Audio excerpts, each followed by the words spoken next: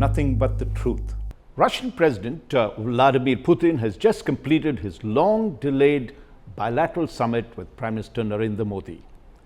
Putin came calling at a time when the Ukraine war is grinding towards a possible settlement under US pressure, and when Donald Trump has weaponized tariffs against India. Apart from that, there is a huge churn in the global international order. Right in the middle of this churn, India and Russia are testing whether their old, special and privileged strategic partnership can be rebooted for the next decade, or whether it will remain a relationship of warm words and limited action. I'm Raj Chengappa, and you're listening to Nothing But the Truth. In this episode, I'll walk you through these three big strands. What President Putin told the India Today group in his rare and exclusive and extensive interview. Second, what seasoned Indian diplomats told me off the record about where the relationship really stands, and what all these means for India's choices on defense, energy and high technology in a harsher, more transactional world. Now let's start with Putin's own framing. When my India Today group TV colleagues Anjana Om Kashyap and Geeta Mohan asked President Putin how he assesses the strength of the India-Russia friendship and what he would say about Prime Minister Narendra Modi, whom he calls his dost, President Putin began with actually the larger picture. The world, he said, is changing fast. New centers of power are emerging. The global configuration of power is being reshaped. In such a world, Putin argued, it becomes crucial to ensure stability among the major nations because that creates the groundwork for gradual progress in both bilateral and international relations. So President Putin's first big message was we need stability in our relations, bilateral and international relations. It is in this context that he placed what he called his collaborative endeavors with Prime Minister Narendra Modi, suggesting that India is a central player in the new emerging order, and both Russia and India should carry their weight beyond the narrow bilateral ties. President Putin ticked all the right boxes when he talked of Prime Minister Narendra Modi. He saw Modi as a leader who sets very challenging tasks, according to him, first for himself, then for his administration, and finally for the nation. He picked on Modi's Make in India pitch and said it was a very practical dimension, particularly for Russia. But personal chemistry is only useful if it translates into hard outcomes. And so the question is, particularly to Putin, what exactly was Russia offering India at this moment? On that, President Putin was more specific than many might have expected. He said Russia and India have drawn up an ambitious plan in key domains, particularly collaboration in crucial technology shaping the future. That is a very important point which he made, that we're looking for technology of the future and collaboration in that, whether it's in artificial intelligence or cutting-edge defense equipment or advanced nuclear reactors, including the state-of-the-art small modular nuclear reactors, which we'll talk more about. Russia, in short, was marketing itself to India not just as an old arms supplier, but as a high-tech partner for the next wave of technology transformation. If you put that next to where the relationship stands today, you can see both continuity and drift. For decades, as we know, defense has been the bedrock of India-Russia ties. Soviet and later Russian hardware built the backbone of the Indian military, whether it's in fighters, jet fighters, tanks, submarines, missiles. But in the last 10 years, India has diversified sharply, buying American, French and Israeli systems and pushing its own indigenous platforms. New big-ticket defense deals with Russia have been rare beyond the S-400 air defense systems, and also upgrades or spares for existing equipment. So that has been one of the main causes of drift, that India turned its eyes westward and bought much of what their defense requirements were and put their bets on the US and Europe for what traditionally they relied Russia on. When the India Today team asked President Putin directly, what about the pending S-400 deliveries, the talk of S-500s, and the offer of the Su-57, the fifth generation fighter, the president's reply was revealing. India, he said, is not just another customer. It is a reliable and privileged partner. And he made it a point of saying that Russia is not simply selling equipment and India is not simply buying. Instead, he stressed the relationship operates at a different level and quality because Russia is willing to share technology. And this is in sharp contrast to our relations with other arms sellers, whether it's in Europe and USA, where we have to pay a huge price, and even then, technology denial, particularly of the know-how of making some of this sophisticated equipment, is not available for us. So, in President Putin's words, we are not simply selling technology, we are sharing it, and that is very rare, as I had mentioned, in military technical cooperation. To illustrate that point, he cited the BrahMos missile, which is a joint venture where production is largely in Indian facilities, though Russia and India had collaborated, and so that Make in India should be implemented in this area as well. Now, this is exactly what former Indian ambassadors told me in far more blunt language. One of them said, the entire store is open on the Russian side, from air defense systems like the S-500s to advances in strategic delivery systems. The hesitation, he insisted, is not on Moscow's side, it is in New Delhi. Another described India as a shy bride, admired, courted, with a jewelry box open in front of her, but reluctant to say clearly what she wants. The ambassador's strategic concern is straightforward. Over the next decade, the air combat environment in our neighborhood is going to change dramatically because of Chinese advances and technology transfers to Pakistan. India faces a capability gap in advanced fighters, air defense, and long-range delivery systems, as Operation Sindoor indicated. So their advisors do a hard-headed assessment of those gaps where Russia is clearly ahead in certain air defense layers or strategic systems, take the best on terms that suit us through co-production or joint development. Do not repeat the mistake of coming late to fifth generation aviation as we had experienced recently. If defense is one leg of this reboot, energy is the second big leg. Since the Ukraine war and Western sanctions, India imports of discounted Russian oil have grown enormously as we know it. That has led to intense Western pressure and criticism. In fact, the US put heavy sanctions on India of 25% more, or tariffs of 25% more, with President Trump saying that it is Russian oil being sold to India that was funding Russia in the war. Now, when India Today asked how India and Russia should handle the pressure that the US is putting, the Russian president argued that the energy partnership predates the war, the energy partnership between India and Russia. Long before the Ukraine war, he pointed out a leading Russian company had acquired an Indian refinery in what he called as one of the largest foreign investments in India, over $20 billion, and has since expanded it successfully. As a result, Putin said, India has become one of the major suppliers of refined products to Europe. This, he insisted, is simply not a story of cheap Russian crude. It is the outcome of long-term commercial cooperation.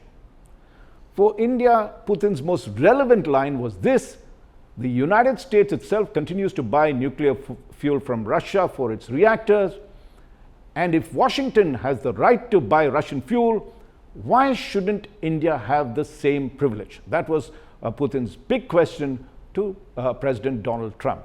And that is something that India is concerned about, because there is a certain double standard that is happening with the way US approaches India's purchases of oil to Russia. They're silent about what China is buying from Russia, and they're also silent about the fact that Americans are buying nuclear fuel, as President Putin pointed out, from Russia, and yet they sanction us or put heavy tariffs on us for doing just that.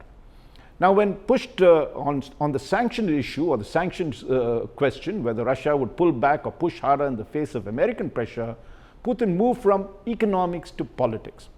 India, he said, is a major global player and not a British colony that could be arm twisted, and everyone must accept that reality. Now, he described Modi as someone who does not succumb to pressure easily and whose stance is unwavering and straightforward. Praise for President Modi for being having these qualities without being confrontational. Then Putin offered two reassurances. First, that Russia and India now conduct more than 90% of their settlements in national currencies, and that is payment for whatever they import and export. And second, that countries trying to hinder such ties end up hurting themselves. So once that experience sinks in, Putin predicted these tactics would fade. But there are key issues to be sorted out when it comes to trade between India and Russia. India's trade with Russia is heavily skewed because of oil and fertilizer imports. Bilateral trade between India and Russia reached a record high of $68.7 billion in the financial year 2024-25, the year just gone by, which was nearly 5.8 times higher than the pre-pandemic trade of $10.1 billion. But that doesn't give the true picture. It looks like it's booming, but remember, it comprises of India's exports worth only $4.8 billion of the $68 billion, and Russia amounting to $63.8 billion. Now, of this, India imports of Russian oil alone, this constitutes $52 billion. So a lot of that money is coming in because trade between Russia and India importing it is because, and the boom that happened is because we bought oil in such large quantities from Russia in the last 5 years. It hasn't come because traditional trade has grown. So Moscow has ended up sitting on rupee balances that it is struggling to use. And Putin's answer to India today was candid. There are no political obstacles. He said these are purely economic issues. India needs oil, petroleum products, and fertilizers. And he said Modi constantly raises the importance of fertilizer supplies for Indian farmers. The problem, Putin argued, is not that the rupee as a unit, but what those rupees can actually buy, especially for Russian companies. His solution is to expand Russia's imports from India, and he candidly revealed that he had given a direct instruction to his government to identify more Indian goods and services to purchase, and said during this visit there would be an exhibition in India showcasing Russia's demand for Indian products, and he brought with him a huge set of Russian businessmen to discuss this very idea. The idea, as he put it, is to chip away at the trade imbalance by broadening the basket of Indian exports, and we need to see how that will proceed, because that's a very complex issue and something that needs to be sorted out. But the third leg of the future partnership in Putin's telling is nuclear and high technology. Now, on nuclear power, Putin was unapologetically proud, and rightly so. Russia, he said, produces some of the world's most advanced and reliable nuclear equipment, and he cited Kudankulam as a good example of how Russian-India collaboration has seen a huge network of nuclear reactors come up there, which generate substantial amount of power for India already. And he also flagged an area that should interest India greatly. India has talked a lot about small modular nuclear power plants, and in fact has set aside almost 20,000 crores in the current budget to develop them. Russia, Putin claimed, is probably the only country today that is both capable of building and actually putting up compact modular reactors that can be deployed in remote or hard to access regions. Now, that is a clear invitation to make Russia a significant partner in India's plans for small modular reactors, nuclear reactors. Now let's come to the broader global order, and Putin in his interview to India Today echoed many themes India itself has itself used to talk about. The Russian president spoke of a multipolar world with new centers of growth emerging in the global south, specifically naming India, Indonesia, and Africa's young societies. And he went on to point out that in groupings like BRICS and the SCO, or the Shanghai Cooperation Organization, he said countries are trying to build on traditional civilization values and focus on a positive agenda rather than on ways to outsmart or hinder others. So he made it clear that these groupings are not confrontational, that they are for a positive outcome, and they're not pitted one against the other. That was his big message, and all this is happening while Russia remains deeply engaged with the United States on finding out a way out of the Ukraine war. Now, on Ukraine's leadership and NATO, President Putin largely repeated the long-standing positions, the long-standing Russian positions that President Zelensky came to power promising peace, but now serves radical national interests, what he calls neo-Nazism, that NATO expansion eastward violated early assurances given by the US to Russia, and that Ukraine's security cannot be guaranteed at the expense of Russia's. Now, Putin told India today that Russia will end the war when he said its goals of liberating territories, meaning Russian territories in Ukraine, and securing its interests are achieved. That's very important. He says he will persist with the war, and the Ukrainians can either settle peacefully or he will continue to pursue war and achieve those interests. Now, whether one agrees or not, these are the arguments that will shape any eventual settlement. A settlement in which, as one of the ambassadors reminded me, India is not in the room. The real negotiations are between Washington and Moscow. We at best can offer moral messaging and humanitarian aid. Now, that brings us right back to India's own choices. The ambassadors I spoke to hammered home one final point, and this was China and Russia's relations with China. Putin, in the interview to India Today, was at pains to say that both India and China are Russia's closest friends, and that he has seen both Modi and Xi personally trying, President Xi Jinping of China personally trying to diffuse tensions when they arise. Russia, he said, has no right to interfere in that bilateral relationship. For Moscow, the ideal world is one where it can be close to both. And that, of course, was hedging, because if one of the questions and concerns of India is, if tomorrow we have a conflict with China, and given the fact that Russia and China promised a no-limits friendship, whose side will Russia take? Putin diplomatically sidestepped that question and said, look, I'm close to both of them, and we'd like to have unlimited partnerships with both of them, and we hope, and he hopes, that Xi Jinping and Prime Minister Modi would be wise enough to settle their disputes without Russia coming in the way. For Delhi and for India, the picture is more complicated. The ambassadors point out that the Russia-China relationship has become dense and institutionalized in ways India has not matched. More frequent summits, more joint commissions, deeper coordination. And this is what they're talking about, how Russia and China are going about the relationship. As you know, we had a 4-year hiatus before President Putin made his supposed annual visit to India. Of course, Prime Minister Modi went there last year and in some senses revived the India-Russia relationship by talking of a 2030 partnership and pushing trade to $100 billion from the current $60 to $70 billion. Now, at the same time, the two leaders also believe that the relationship is, the two ambassadors that I spoke to say that the relationship is near its natural upper limit between India and Russia. And Russia does not want to be, when it comes to China, Russia doesn't want to be a junior partner, and therefore that is one strong incentive to keep India close as an independent pole. So there are interests in Russia to ensure that they do not end up being a junior partner of China, and therefore keeping India there is something that will be in their strategic interest. So where does all this leave us? From Moscow's side, the message is remarkably consistent. As I mentioned earlier, they are saying the store is open. Russia is ready to go big on defense co-production, from air defense and fighters to missiles and naval projects, on energy including long-term oil and gas and new nuclear technologies, on high-tech sectors like space and artificial intelligence, and on fixing the trade imbalance by buying more from India. He is also willing to publicly back India's autonomy, insisting that we are not a colony, that we are a major power, and that we have the right to buy Russian energy just as the US does. From Delhi's side, the record so far is cautious.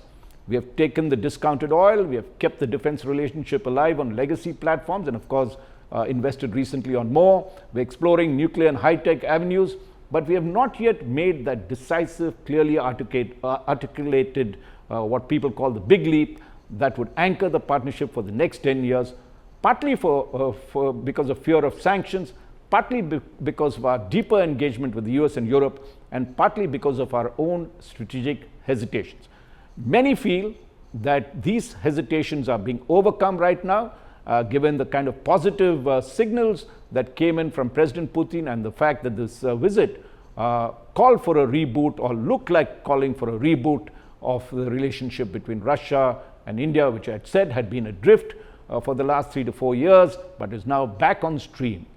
So the optics were good with the joint statement that India and Russia made that reflected the renewed commitments to raise this relationship to newer heights. The real test, of course, will not be in the communiques or photo ops. It'll be in whether India uses this moment to stop being the shy bride, as one ambassador put it, and give up the hesitancies of the past years. India did give up the hesitancy when it dealt with US, but it now needs to do the same to Russia. It walks into the open store, or India needs to walk into the open store with a clear, carefully reasoned shopping list on defense, on energy, on high technology, based on a hard-nosed assessment of our interests in a multipolar but still unforgiving world. That is the choice in front of us, and in the coming months and years, India's choice will determine not just the future of India-Russia relations, but our room for maneuver between Washington, Moscow, and Beijing. Do read the latest issue of India Today, which carries the full details of President Putin's exclusive interview to the India Today group. Thank you for being with me in this episode of Nothing But the Truth. I look forward to having you with me next week. Nothing but the truth.